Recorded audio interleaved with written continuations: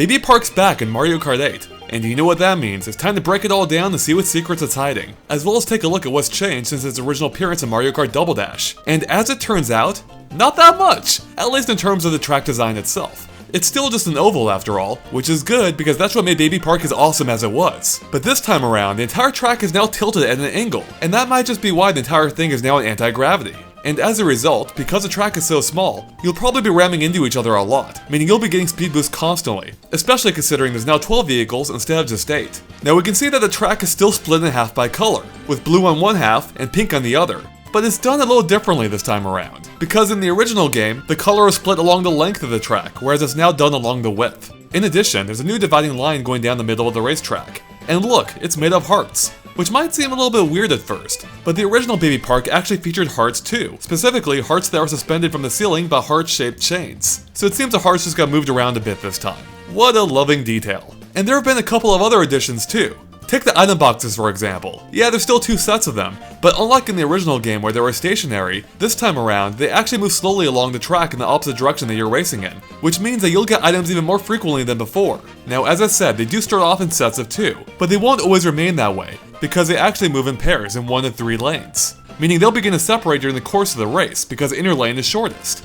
Another change is the installation of a guardrail which runs down the center of the track, which means that items that travel in a straight line, like shells, won't be able to cross over the center line. Another addition is a small patch of grass at both ends of the track that you can boost across in order to shave some time off your lap. And speaking of laps, Baby Park has a full 7 of them, just like in the original game. And as revealed in the gameplay video from Polygon of the track, the music will actually speed up with each lap, which is a nice touch. Finally, we can see a roller coaster still winds its way throughout the track too. Now in the original game, that coaster was actually a hazard for taller characters, but it looks like that may not be an issue this time around since it's so high off the ground. Okay, and that covers it for the track itself. But let's take a look at the neat little details found all over the place. This is a theme park after all, and it seems like the creators really embraced the idea of this being a children's playland. For instance, the entire track appears to be a giant wind-up toy. Look, here's the key, which causes the gears to move, which in turn powers the wings above the track. And those wings, by the way, appear to explain why the entire track is raised above the ground, as if it were flying. Now, although Baby Mario and Baby Luigi clearly are the stars here, we can see they're now joined by a third baby, being a fountain statue of Baby Peach, in pink gold form, holding a power star. And the entire thing sits in front of a castle. Now, where have I seen something like that before? Oh, right. And just like the real thing, we can see visitors will be able to walk through it too. And while we're here, we can see it's officially called Baby Castle. Now there are a couple of other points of interest nearby too. First up is this baby bottle-shaped building on the left, which is just one of several found nearby. But this one in particular fittingly appears to serve Moo Moo Milk, based on the Moo Moo Milk cow logo appearing above the door. And for some reason, a fire flower can be found in the grass just in front of it. And similarly, a mushroom can be found in the grass of another baby bottle-shaped building on the other side of the castle. And in case you're wondering, that building appears to be branded as belonging to the same Princess Orange company we've seen elsewhere in Mario Kart 8. And just left of that building is an attraction called Yoshi's Flying Egg, which is a typical swing ride, only using eggs as the swings.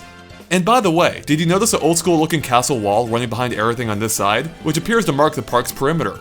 Now as you turn the track's first corner, you'll spot a shop themed to a paratroopa, complete with wings. Then just past him is another ride, this time being Baby Bowser's ship, which returns from the original Baby Park. But this time we can actually see it in action, including the toads riding inside it. And look, the entire thing is modeled after an airship. You can even see the warp pipe in the back. And did you catch that the giant apparatus holding it even has spikes on it? Just like Baby Bowser himself. Now just around the next corner is a giant Ferris wheel along the backside of the course. And it's actually based on the Sun Wheel from Super Mario Sunshine. And just beyond that is perhaps my favorite detail, a Luigi's Mansion attraction just left of the starting line, which is modeled after the original mansion from the GameCube game. Look, you can even see the path that leads through the woods right up to the front door. And there you have it, that's everything we could dig up on the new Baby Park track. But as always, let us know if you missed anything by posting in the comments below.